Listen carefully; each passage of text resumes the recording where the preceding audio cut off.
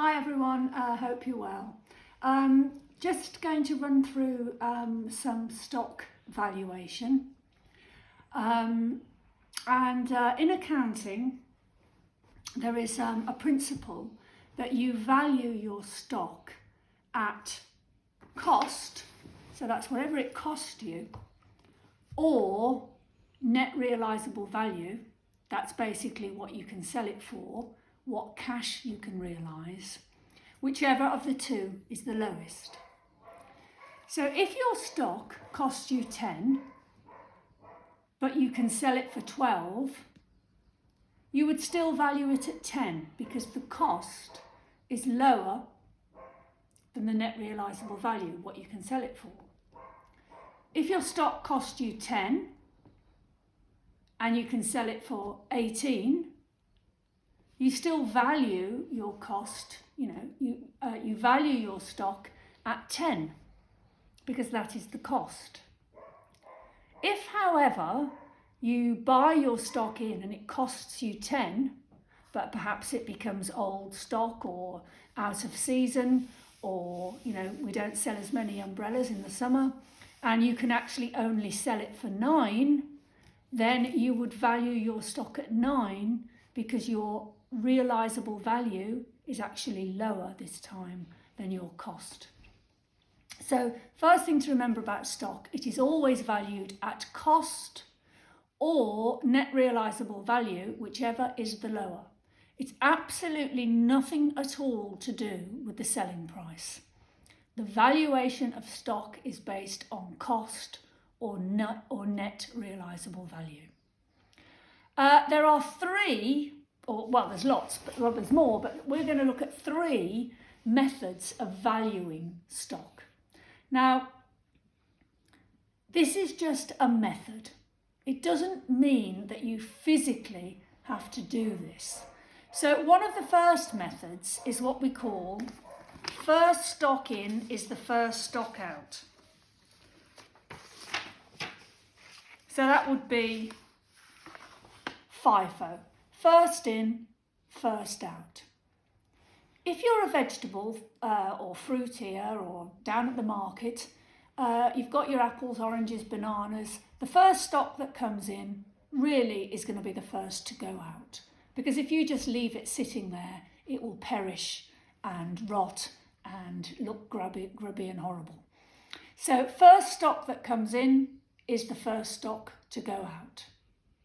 That is one method of valuing your stock, and it is very sensible when we have perishable food items. Another method is last in, first out. So the stocks that come in last are the first that we issue or the first that we sell on. Seems a bit strange. Maybe in some instances, like wine, we say that it improves with age, so we like to keep it longer. So the last stocks in are the first ones to go out. But this is, most unusual, really. Or we can calculate an average cost of the stock.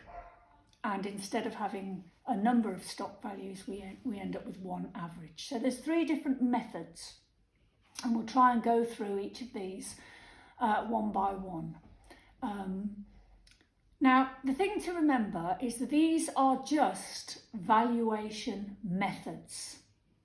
If you have a huge big tub of washers in a factory, a great big bin full of washers, you really are not going to put your hand into the bottom of the bin and go, oh, this washer came in on Wednesday at 11 o'clock.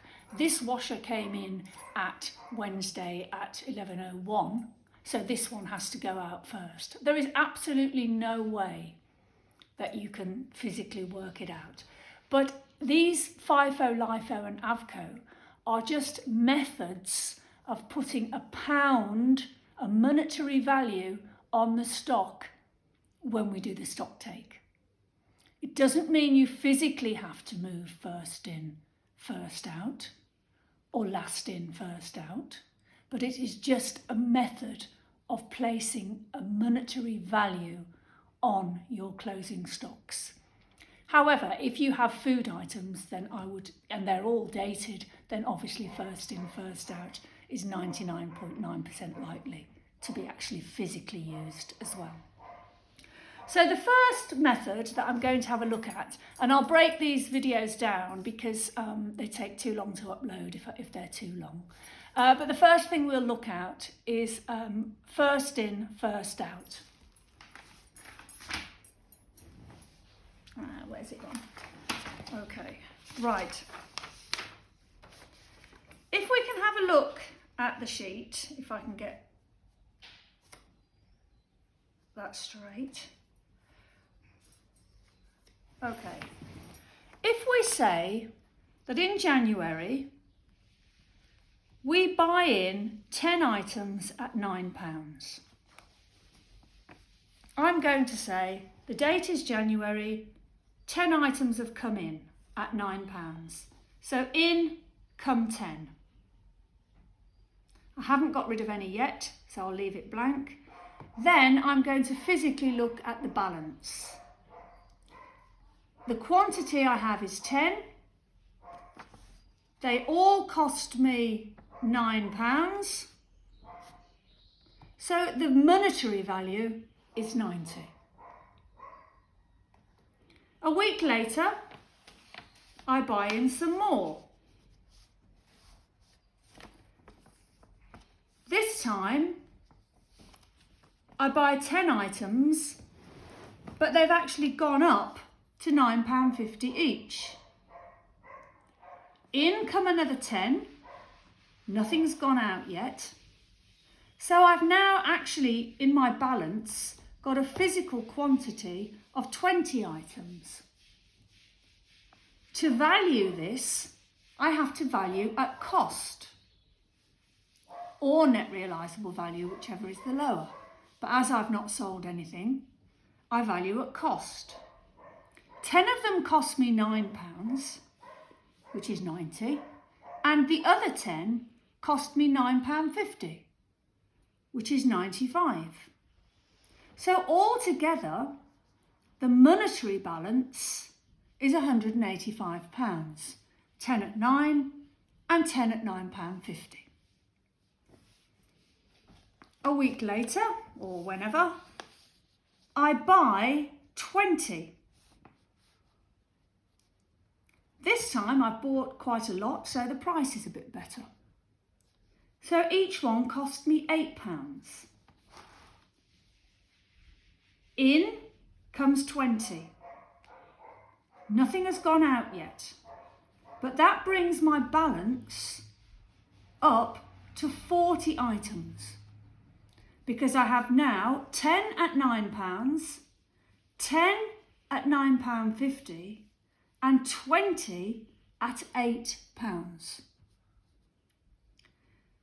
10 at 9 is 90, 10 at £9.50 is 95, and 20 at £8 is 160. If I add those all together, I have a total monetary value now of £345. 10 at 9, 10 at £9.50 and 20 at 8. Now, I can't keep buying stock in. Occasionally, I have to sell it or I issue it to a different department. So let's say next week, we sell 15 or we send it to a different department. So 22nd of January, we sell 15. Out go 15 items. The balance, the quantity that we're left with is 25. Here is where the stock valuation method comes into play. We're doing first in, first out. So when we sell 15, we need to get rid of 10 at 9 first, because they were the first ones in. And then we need to get rid of 5 at £9.50, because they were the next lot to come in. This is then going to leave me the 25 that are left will be made up of 5 at £9.50, which is the 5 left from here, and 20 at £8. Adding those together, 5 at £9.50 is £47.50, and 20 at 8 is £160. That comes to £207.50 as the value of the closing stock. So the important thing is that when you buy in more stocks, you keep a permanent record of how many there are and how it's made up. 10 at 9, 10 at £9.50. Now I've got 20. Then I move up to 40, 10 at 9, 10 at £9.50, 20 at £8. If I sell some or get rid of some, first in, first out, the goods that came in first, 10 at 9, would have to go first. Then the next lot would go, and the last lot to go would be the 20 at 8.